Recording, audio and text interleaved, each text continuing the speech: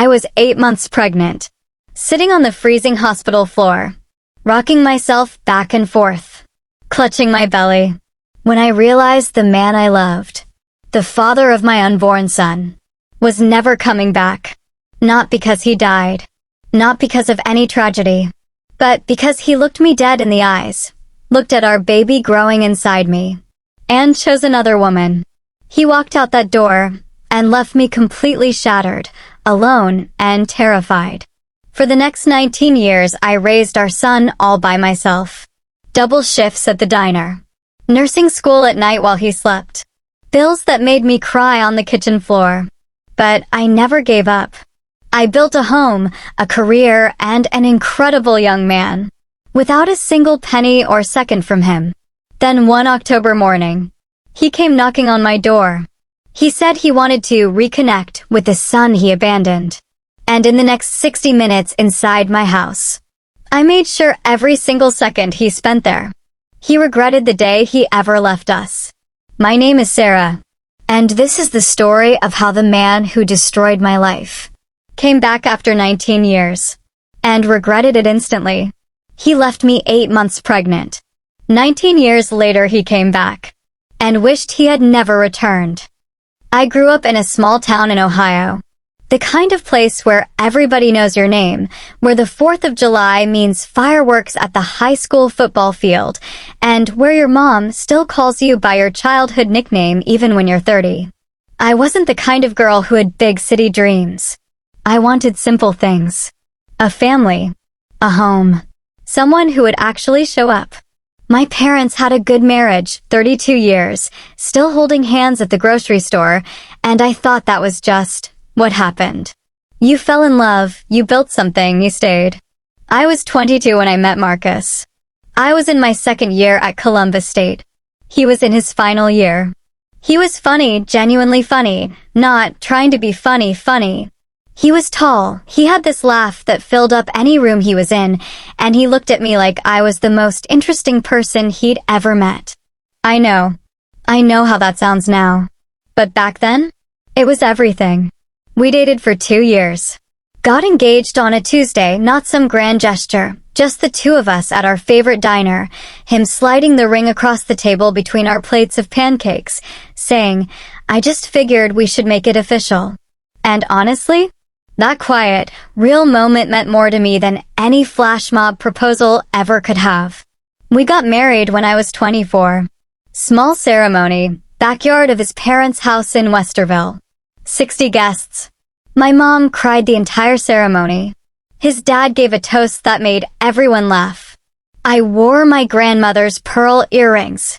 For 3 years, we built a life. Small apartment in Columbus. We each worked. I was in HR at a logistics company. He was in sales. We had a budget, a literal spreadsheet on the fridge for what we were saving for. A house. A vacation. Someday, kids. Then I got pregnant. And I want to be clear about something. This was planned. This was not a surprise. We had talked about it. We had decided together. We had literally taken the calendar off the wall and circled the month we were going to start trying. So when I came out of that bathroom holding that positive test, shaking from head to toe, and I called out to Marcus, he was in the kitchen, and he walked in and I showed him. His reaction should have been joy. Pure, uncomplicated joy. He smiled. He hugged me. He said the right things. But something in his eyes wasn't there. And I filed that away, the way women do. The way we convince ourselves. He's just nervous, he's processing, it's a lot, he'll come around. The first few months were fine. We painted the nursery a soft sage green. We registered at Target. My coworkers threw me the sweetest shower, streamers, and little onesies, and a diaper cake that took someone 20 minutes to build. Marcus came to all my appointments. He held my hand during the first ultrasound when we heard the heartbeat. But by month 5, something had shifted. He was coming home later. Not dramatically late, just later than he used to. He'd started keeping his phone face down on the counter. When it buzzed, he'd grab it and walk to another room. I noticed. I noticed and I told myself a story. Work stress. The pregnancy is a lot. Men process differently. Month 6. I woke up at 2 in the morning because the baby was kicking and I couldn't sleep. Marcus wasn't in bed. I found him in the living room, phone in hand, texting. He saw me and the phone disappeared into his pocket so fast. "Who are you texting at 2 in the morning?" I asked. "Nobody. Work thing. Go back to sleep." I went back to sleep. Month 7. He started sleeping on the couch. "So I don't disturb you," he said. "You need rest." And I believed him. Month 8. I was enormous, exhausted, and running on pure determination. It was a Sunday afternoon. Marcus was at the gym. Month 8. I was enormous, exhausted, and running on pure determination. It was a Sunday afternoon. Marcus was at the gym. I was doing laundry. And when I moved his jacket to check the pockets before washing it, because that was just a habit, keys and wallets and random receipts, I felt something hard. A phone.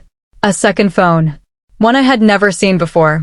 I sat down on the edge of the bed. I sat there for probably 2 minutes before I turned it on. No passcode. The messages were open. I won't read you what was in those messages. But I will tell you this. They had been going on for 8 months. The entire length of my pregnancy. And they were not ambiguous. There was no misinterpreting what I was reading. Her name was Danielle. They had met through work. And based on what I was reading, Marcus had been living a completely different life while I was growing his child. Down on the bed, I walked to the bathroom. I turned on the cold water in the sink and I just held my wrists under it because I felt like I was burning. And then I walked back to the bed. I sat down and I waited for him to come home. When Marcus walked in 2 hours later, I was sitting at the kitchen table. His phone was in the center of the table, face up. He saw it from the doorway.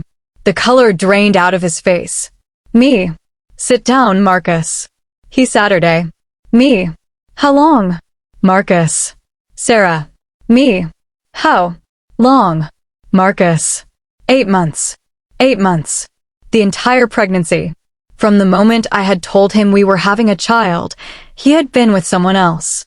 Me. Are you in love with her? He didn't answer right away. And in that silence, I got my answer. Marcus. I don't know what I feel, Sarah. I've been confused. I'm not happy. I haven't been happy for a long time. Me. You're not happy. You're not happy. I'm 8 months pregnant with your child and you're telling me you're not happy. Marcus. I'm sorry. I know this isn't. Me. Get out. Marcus.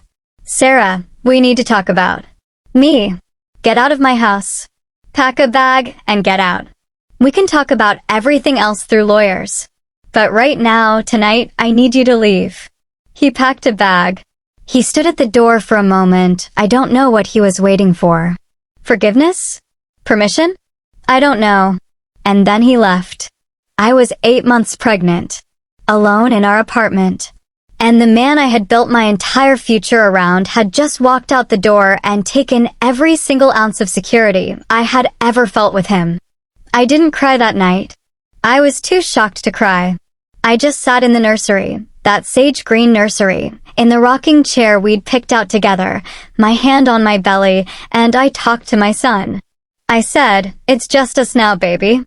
But I promise you, just us is going to be enough." My mom flew in from Dayton 2 days later. I hadn't told her everything on the phone. I just said I needed her, and she was on the next flight. She walked in, took one look at me, and didn't say a single word. She just wrapped her arms around me, right there in the doorway, and held me while I ugly cried into her shoulder for probably 10 minutes straight.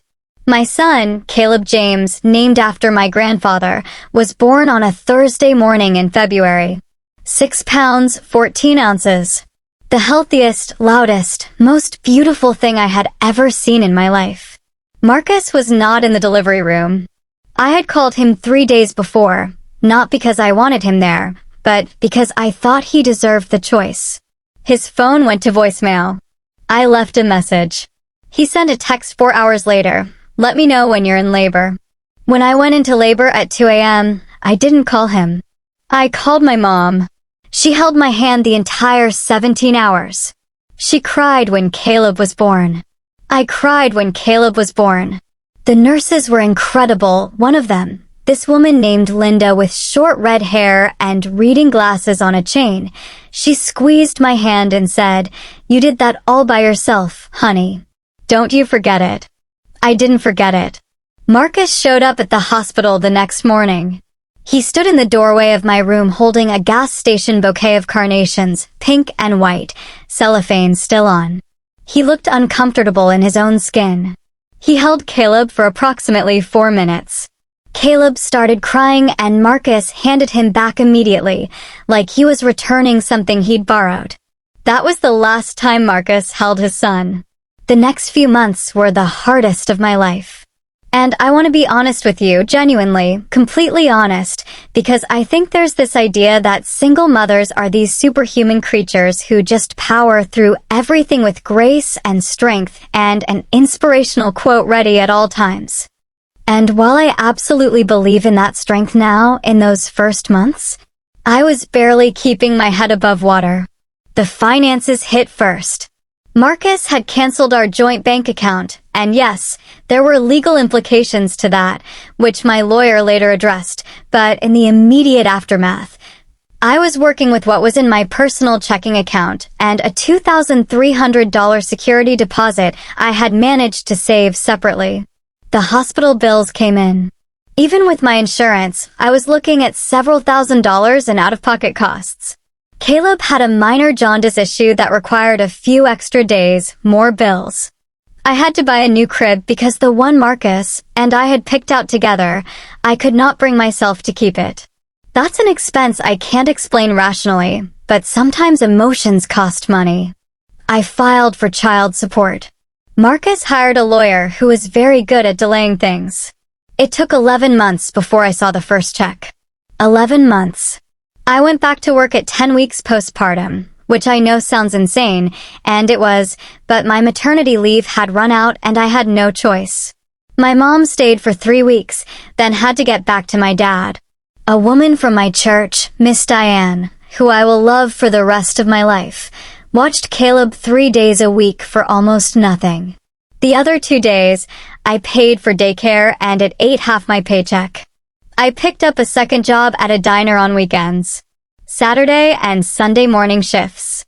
I'd drop Caleb at my neighbor Keisha's house. She had twins and barely noticed one more baby in the mix, and I'd go pour coffee and take orders for 6 hours. There was one night Caleb was about 4 months old that I consider my rock bottom. It was a Sunday night. I had just gotten home from a double shift at the diner. My feet were on fire.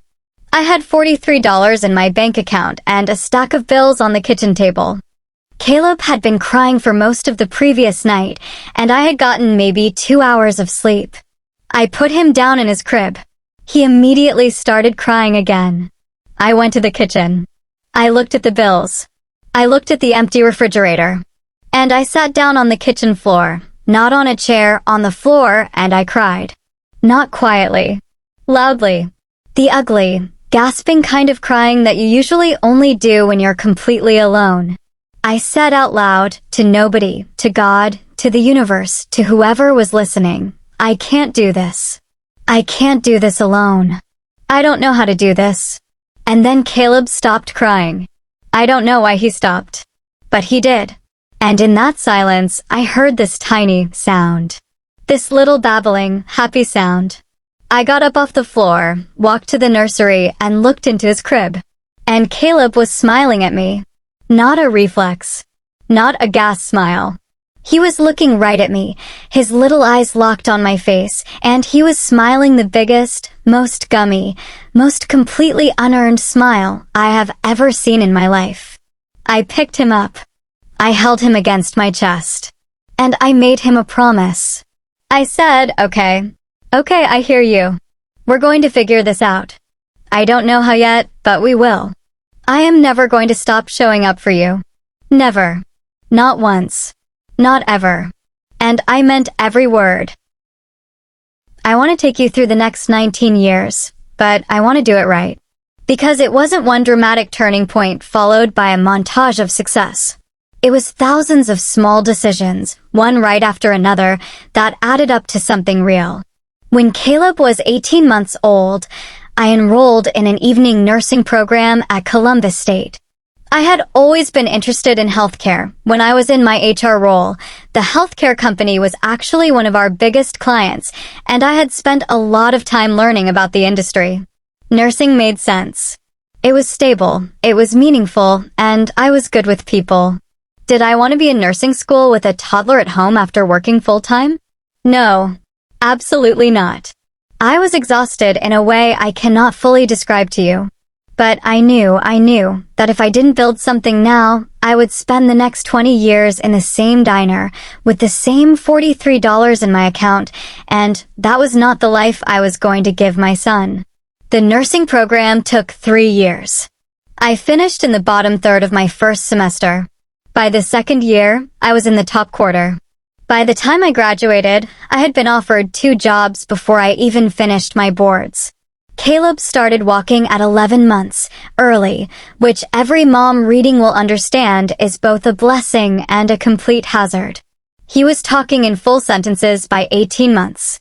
By the time he started pre-K, his teachers were asking if he'd been reading at home, because his vocabulary was, and I am not saying this just because I'm his mother, genuinely remarkable. We had a routine that we built together, Caleb and I. I'd make his lunch the night before, always a note tucked inside, nothing elaborate, just a line or 2, "I'm proud of you today. You're so smart. I love you more than pancakes." He saved every single one of those notes. I found them years later in a shoebox in his closet. Caleb's birthday for the first 3 years, brief. Awkward calls that Caleb didn't understand, and I always had to explain after.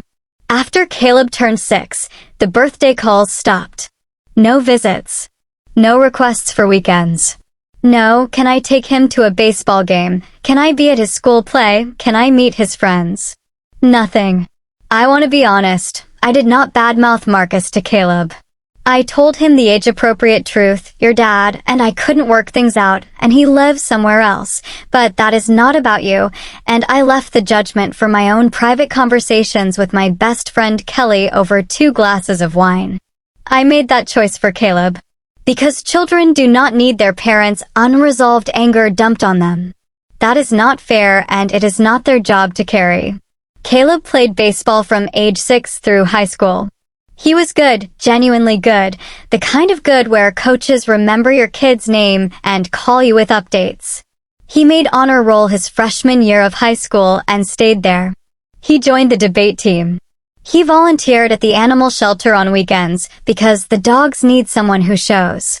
When Caleb was 16, I bought a house. A 3-bedroom ranch house in a quiet neighborhood in Dublin, Ohio. I had saved for 4 years. I put 10% down. I cried in the parking lot of the title company after I signed the papers. Then I called Caleb, he was at baseball practice, and I said, "Hey, we own a house." And he said, "For real?" And I said, "For real." And he said, "Mom, you did that." I did that. When Caleb was a senior in high school, he applied to 7 colleges. He got into 5 of them. 2 offered partial scholarships. 1, Ohio State, offered him a full academic scholarship. Full ride. For years. Not $1. I was sitting at the kitchen table when he opened the email. He read it once, then twice, then he turned his laptop around and slid it toward me across the table without saying a word. I read it. I read it 3 times because I wanted to make absolutely sure I was reading it correctly. And then I stood up. And I grabbed my son, this 18-year-old, 6-foot-tall young man who still let his mother hug him, and I held on. He said, quiet, into my shoulder, "We did it, Mom." I said, "You did it, baby. You did it." Everything I had sacrificed, the double shifts, the exhaustion, the nights I cried on the kitchen floor, the holidays I worked so he could have Christmas morning, the years I chose him over every other thing, it all, every single bit of it, led to that moment. My son, full scholarship. His whole future wide open. Marcus had not sent a birthday card in 11 years. He had not called in 8. His child support obligation ended when Caleb turned 18. And I want you to remember that because it becomes important very soon. Caleb started Ohio State in the fall. He moved into his dorm in August. I helped him carry boxes, made his bed, stocked his mini fridge, and when I drove home that night, the house was quiet in a way it had never been before. Not bad quiet, just changed quiet. The kind of quiet that comes when the chapter you've been living for 18 years finally turns a page. I was doing well. I had been the charge nurse on my floor for 2 years. I had good friends, Kelly, who had been my ride or die through all of it, and my neighbor Pat, who brought me soup when I was sick and never asked for anything in return. I had a garden in the backyard. I was taking a watercolor class on Tuesday evenings. I was genuinely at peace. And then one Tuesday morning in October, I was drinking coffee on the back porch before my shift. My phone buzzed with a Facebook message request. I almost didn't open it. I get spam messages on there all the time. But something made me look. The name hit me like a bucket of ice water. Marcus. I put my coffee mug down on the railing very carefully, the way you put something down when your hands are suddenly not steady. The message said, "Hey Sarah. I hope you're well. I've been thinking about Caleb a lot lately. I heard he got into Ohio State. That's incredible. I know I don't have the right to reach out, but I was hoping maybe we could talk. I'd really like to reconnect with my son. If you're open to it. M." I sat with that message for a long time. Then I called Kelly. "Tell me you're not considering it." Me. "I'm not considering it." Kelly. "Sarah." Me. "He's Caleb's father. That's a biological fact that doesn't go away." Kelly. "He is a man who left you at 8 months pregnant and then didn't show up for his son's entire childhood. That is what he is." Me. "I know." Kelly. "So what is there to talk about?" Me. "I don't know yet. But I think Caleb should get to decide." Kelly was quiet for a second. Then she said, "You are a better person than I am." And I said, "No. I'm just tired of carrying this. And I think Caleb deserves closure, even if his father doesn't deserve to provide it." I called Caleb that evening. He was in his dorm. I could hear music in the background, other students somewhere down the hall. I told him what had happened. I read him the message. And I waited. Then Caleb said, "How do you feel about it, Mom?" Me. "I asked you first." Caleb. "I know. I'm asking you back." Me. "I feel like this is your story too. And you should have a say in how it goes." Caleb. "I'm not angry at him, Mom. I want you to know that. I processed that a long time ago." Me. "You did." Caleb. "I had to. I couldn't carry anger at a man I don't even know. It wasn't worth the energy. But I am curious." Me. "Curious how?" Caleb. "Curious what he thinks he's going to say to me. What he thinks is going to happen." Yeah, let him come. Let's hear what he has to say. I told Marcus we would meet. At my house. On a Saturday afternoon in November. One meeting. No promises. No expectations. He said, "Thank you, Sarah. This means more than you know." I didn't respond to that. The 2 weeks leading up to that Saturday were strange. I wasn't nervous exactly. I kept searching for the right word. I was resolved. Like a decision had been made in me somewhere deep, and I was simply waiting for it to be enacted. Caleb drove home from Columbus the Friday night before. He showed up at the door with his duffel bag and a 6-pack of sparkling water, and he said, "I brought provisions." We stayed up late, the two of us, talking about everything except what was happening the next day. Old memories, funny stories, inside jokes we'd accumulated over 19 years. Around midnight, he got up to go to his room, and he stopped in the doorway. He said, "I'm proud of you, Mom." "For how you handled all of this. For how you always handled all of it." I said, "I just did what any mother would do." He said, "No. You did what you would do. There's a difference." Saturday came. I had made coffee. I had put out a couple of glasses of water on the coffee table. I had not baked anything or put out snacks, because this was not that kind of visit. Caleb was sitting in the armchair by the window. Calm. Steady. Watching the driveway. At exactly 2 o'clock, a gray sedan pulled up. Marcus got out of the car. He was 53 now. His hair had gone gray at the temples. He was dressed carefully, nicer than he needed to be, like he'd thought about it, like he was trying to make an impression. He was carrying flowers. Grocery store roses, the kind in the plastic sleeve. He walked up the front path of the house, my house, the house I bought, with the garden I planted, with the mailbox that had only MY last name on it, and he rang the doorbell. I opened the door. For a moment, we just looked at each other. 19 years in a 2-second glance. He looked older. He looked nervous. He looked, in a way I hadn't expected, like someone who had been carrying something heavy for a very long time. He said, "Sarah, thank you for doing this." I stepped back from the door. I said, "Come in." He stepped inside. He glanced around the house, the photos on the wall, the evidence of a whole life. His eyes moved quickly, like he was trying to take in something too large to hold. Then he saw Caleb. And the look on Marcus's face in that moment, I will carry it with me for the rest of my life. Not because it was satisfying, but because it was so genuinely human. He looked at the young man sitting in that chair, this tall, composed, confident, extraordinary young man, and something moved across his face that I can only describe as the full weight of everything he had missed arriving all at once. He said, "Caleb." Caleb stood up. He extended his hand. He said, "Marcus." Not Dad. Marcus.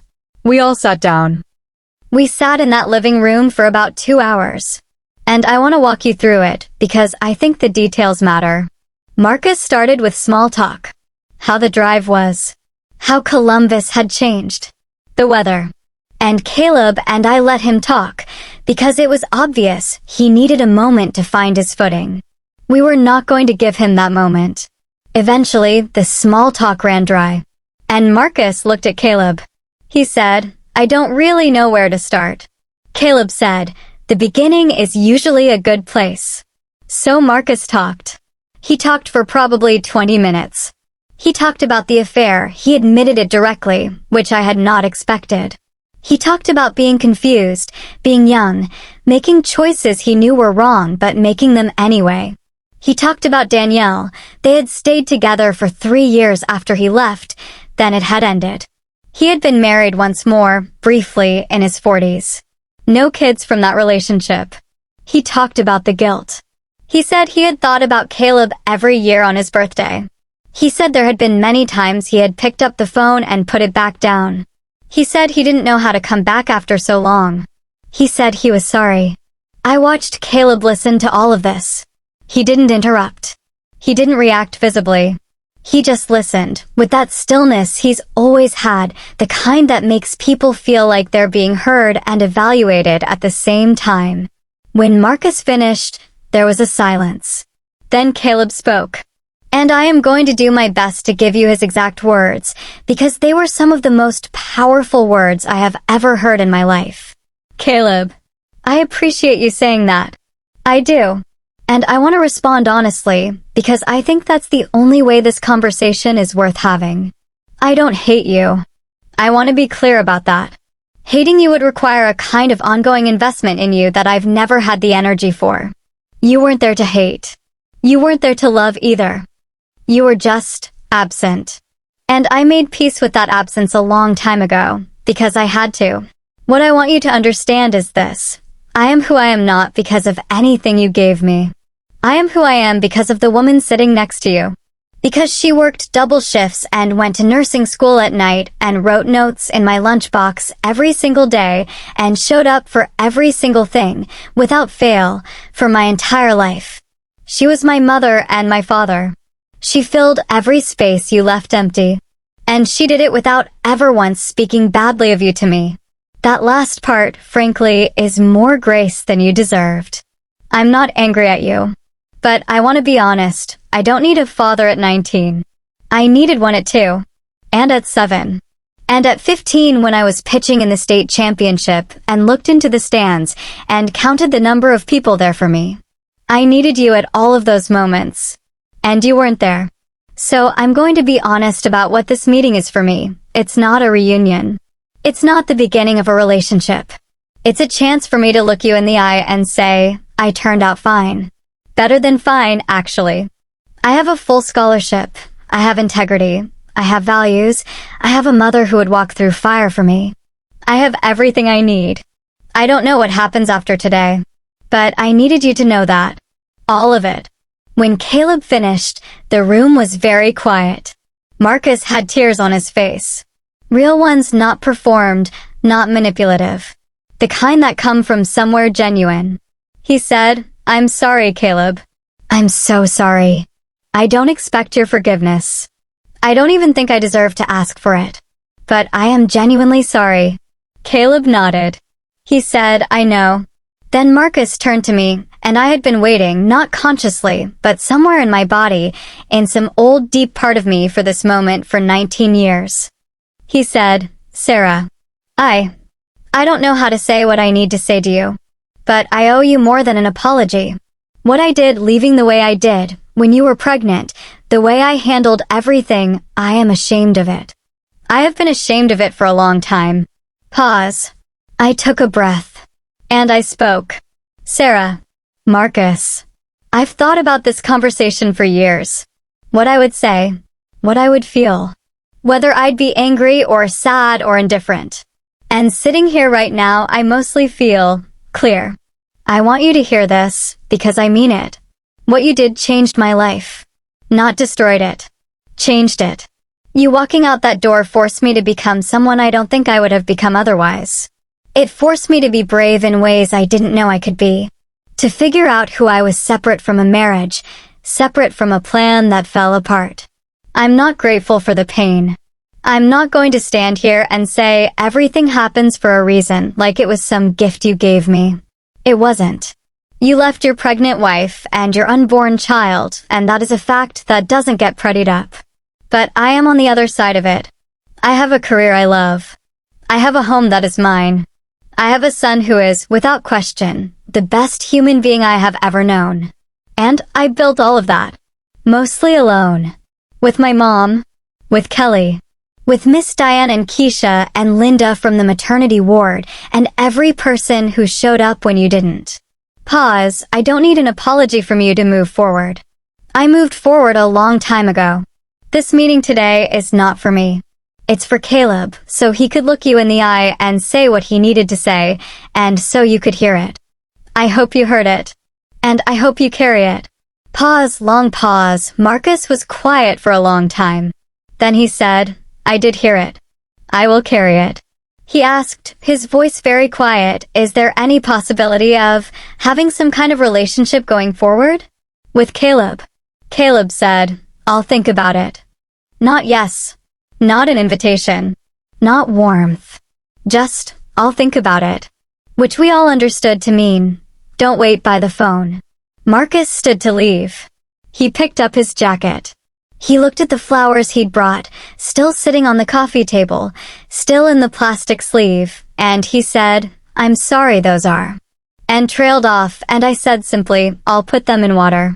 He walked toward the door. And as he passed through the hallway, he slowed down. On the wall of my hallway, I have photographs. 19 years of photographs. Caleb in the hospital, 1 day old. Caleb at 3 on a pumpkin patch. First day of kindergarten. Little League. Middle school science fair. First place ribbon. High school prom. Graduation cap and gown, that smile. Move-in day at Ohio State. I watched Marcus look at those photographs. I watched him take in 19 years of a life he had no part in. 19 birthdays. First days of school. Ordinary Tuesdays that became extraordinary because of who my son is. I watched his eyes move from frame to frame. And I watched something break in him. Not violently. Not dramatically. Just quietly, the way things break when the weight finally exceeds the structure. Like a man standing in a museum of everything he threw away. He turned to me at the door. He didn't say anything. He just looked at me with an expression that I can only describe as finally understanding. Then he walked out. I watched him get into his gray sedan and drive away. down the street, past the neighbor's oak tree, and out of sight. And I closed my front door. Caleb was behind me in the hallway. I turned around. We looked at each other. He said, "You okay, Mom?" I said, "Yeah, baby. More than okay." He put his arm around my shoulders and we walked back to the kitchen. I said, "You want some coffee?" He said, "Yeah, and maybe those leftover cookies."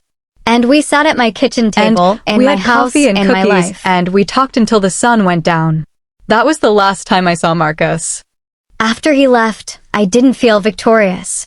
I want to be clear about that because I think that's what people expect from stories like this. Some big cathartic moment of triumph, some standing on the mountain feeling. What I felt was peace. Just quiet, solid peace. Like setting down a bag you've been carrying for so long you'd forgotten it was there. Caleb went back to Columbus the next morning. He called me from the highway, like he always does, just checking in. "Mom, don't panic." I told him I wasn't panicking. He laughed.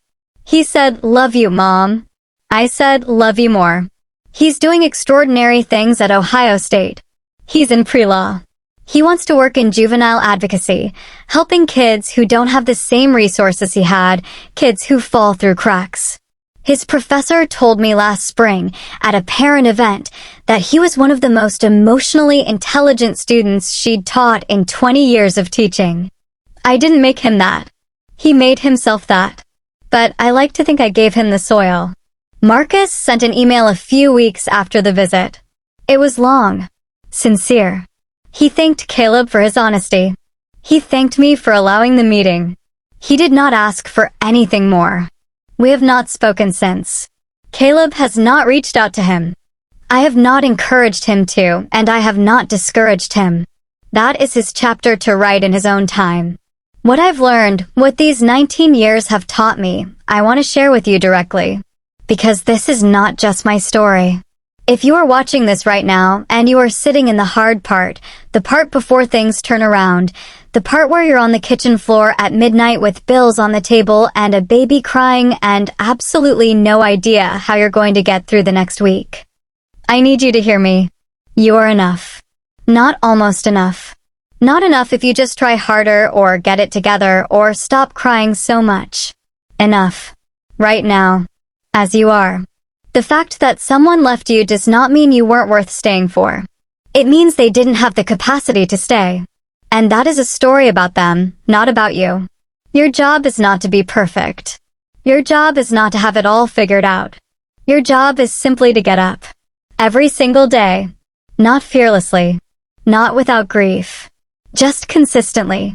Just with your feet on the floor and your eyes forward. Because I promise you, on the other side of this hard chapter, there is a version of you that you haven't even met yet. And she is extraordinary. My son is my greatest accomplishment. Not my nursing degree. Not my house. Not my career, as proud of that as I am. Him.